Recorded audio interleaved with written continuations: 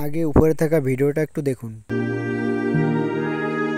নমস্কার, আমার মা হাঁটাচলা করতে পারেন না। আপনারা যেটা পারেন 1 টাকা 2 টাকা 5 টাকা দিন। আর আমার মার জন্য 5 টাকা 10 টাকা দিন। 1 টাকা 10 টাকা সাহায্য করবেন।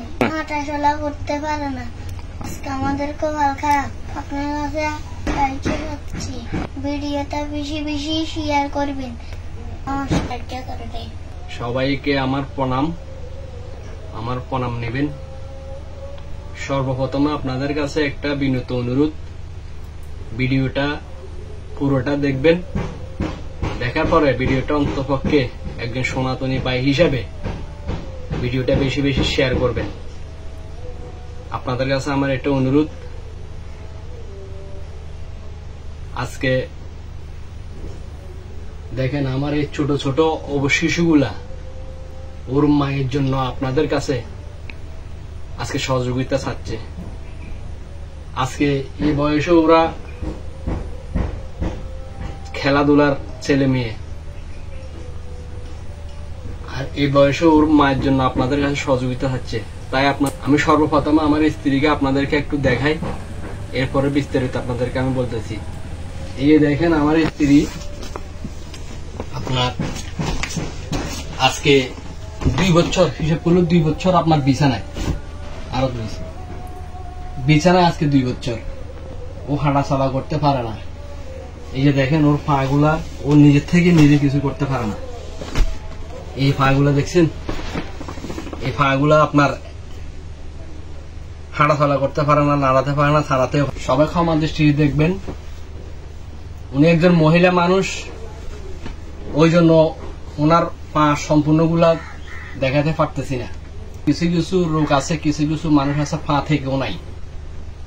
যেমন ধরো উনি আজকে 2 বছর বিছানায় পড়ে আছে, পায়খানা বলেন প্রস্রাব বলেন সবকিছু বিছানায় করাইতে হয়। আমি আজকে 2 বছর বাংলাদেশে চিকিৎসা করিয়েছি এবং 1 বছর ইন্ডিয়াতে চিকিৎসা করতেছি।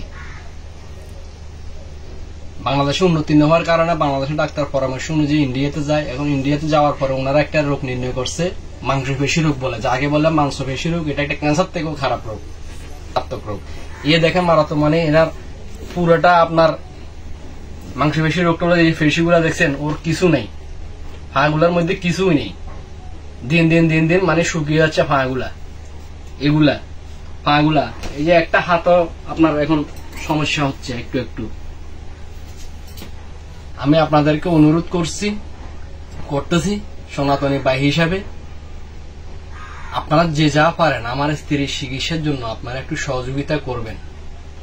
প্রয়োজনে আপনারা আগে যাচাই করবেন যে আমি যে বলছি হাঁটতে পারে কিনা, চলাফেরা করতে বিছানায় পায়খানা করে, বিছানায় প্রস্রাব করাইতে হয়, কারণ উনি নিজের পায়ে নিজে দাঁড়াতে পারে না।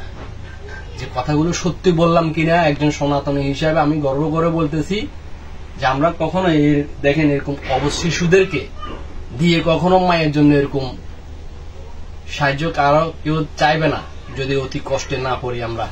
আপনাদের সবার কাছে আমার বিনীত অনুরোধ, আপনারা যাচাই করে আপনারা আমাকে একটু সাহায্য করবেন। আমি যখন ইন্ডিয়াতে নিয়ে গেছি এ পর্যন্ত 4 বার ডাক্তার 10টা ইঞ্জেকশন লিখে দিছে।